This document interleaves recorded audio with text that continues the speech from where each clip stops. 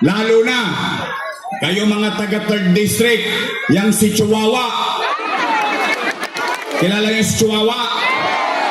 Siya majority floor leader nun eh. Mali pala eh. Ba't yung inaprobahan? Tama, mali?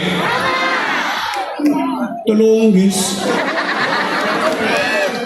Totoo, ako naman eh. Wala naman akong kinubli sa inyo. Ano sinabi ko? Magla-lockdown. Magla-lockdown. Anong pangamba ng tao? Mamatay.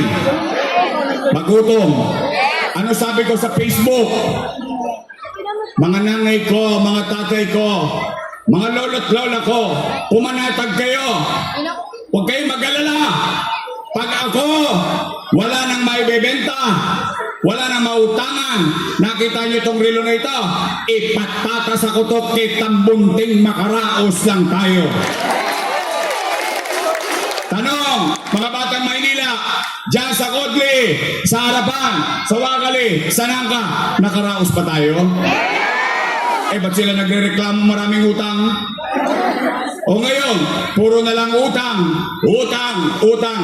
Pwede ba makisuyo? Pag nagpunta sila rito, sabihin ninyo, magsilayas na raw kayo dyan, si Isko na lang magbabayad ng utang.